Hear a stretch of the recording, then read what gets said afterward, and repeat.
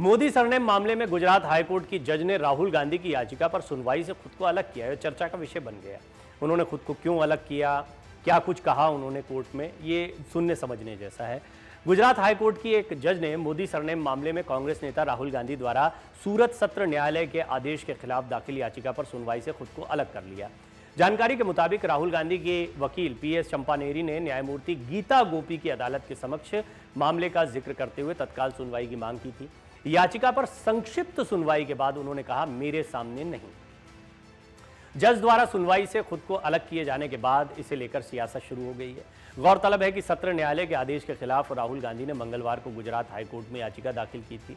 जज द्वारा खुद को सुनवाई से अलग किए जाने के बाद राहुल गांधी की वकील ने जानकारी दी। कांग्रेस नेता के वकील चंपानेरी ने कहा कि अदालत ने पहले उन्हें मामले को बुधवार को सुनने के लिए अनुमति दी थी, लेकिन जब ये सुनवाई के लिए आया तो उन्होंने मामले की सुनवाई से खुद को अलग कर लिया। अपने अगले कदम के बारे में बताते हुए उन्होंने कहा कि अब मामले को किसी अन्य अदालत में रखने के लिए कार्यवाहक मुख्य न्यायाधीश के पास एक नोट भेजा जाएगा। चंपानेरी ने कहा कि इससे पहले मामले को न्यायमूर्ति गीता गोपी की अदालत में ले जाने का अनुरोध किया गया था, क्योंकि उनकी अदालत आपराधिक पुनरीक्षण के विषय से संबंधित है। आइए अब हम आपको बताते हैं किस मामले में राहुल गांधी को सजा हुई है। राहुल गांधी की ओर से 2019 में मोदी सरनेम को लेकर की गई टिप्पणी के मामले में 23 मार्च को सूरत की अदालत ने फैसला सुनाया था। कोर्ट ने उन्हें धारा 504 के तहत 2 साल की सजा सुनाई थी। हालांकि कोर्ट ने फैसले पर अमल के लिए कुछ दिन की मोहलत भी दी थी। इसके साथ ही उन्हें तुरंत जमानत भी दे दी गई थी। राहुल ने सूरत की कोर्ट में याचिकाएं दाखिल की थी, जिनमें एक को कोर्ट ने खारिज कर दिया और दूसरी पर 3 मई को सुनवाई होनी है। दरअसल 2019 लोकसभा चुनाव के दौरान कर्नाटक के कोलार की एक रैली में राहुल गांधी ने कहा था, कैसे सभी चोरों का सरनेम मोदी है।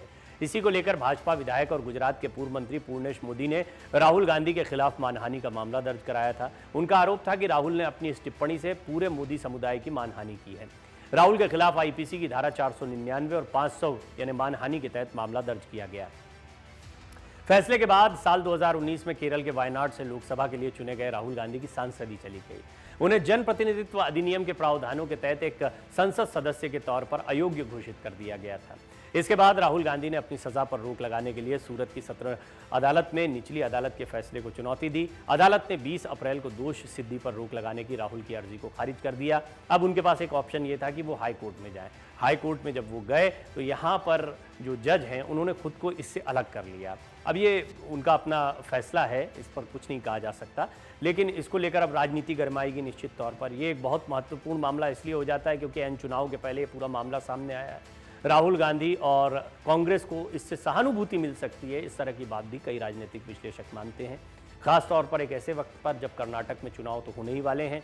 10 तारीख को मतदान है, 13 को मतगणना है और इसके बाद में फिर राजस्थान, मध्य प्रदेश और छत्तीसगढ़ के विधानसभा चुनाव, फिर लोकसभा चुनाव, जिसके लिए कांग्रेस बहुत जी तोड़ मेहनत कर रही है। खासतौर पर राहुल गांधी के चेहरे पर यह सुनवाई इसलिए जरूरी है क्योंकि इस पूरे मामले में अगर राहुल गांधी की सज़ा को रिवर्स किया जाता, जैसा उनके वकीलों को भरोसा है, क्योंकि वो कह रहे हैं कि इसमें मामला नहीं बनता है।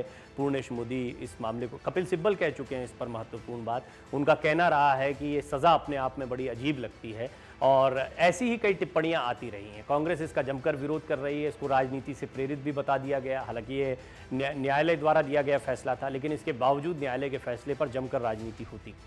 अब देखना होगा कि हाईकोर्ट का फैसला क्या आता है। और ये इसलिए ज़रूरी है, जैसा मैंने कहा, कि ये बात सिर्फ राहुल की सांसदी की नहीं है, ये बात राहुल के अगले चुनाव लड़ने की भी है। तो क्या राहुल गांधी अगला चुनाव लड़ पाएंगे, ये भी इस बात पर निर्भर होता है कि कोर्ट में क्या सुनवाई होती है और हाई कोर्ट इस पर क्या फैसला सुनाता है। मन से उजाला कर चले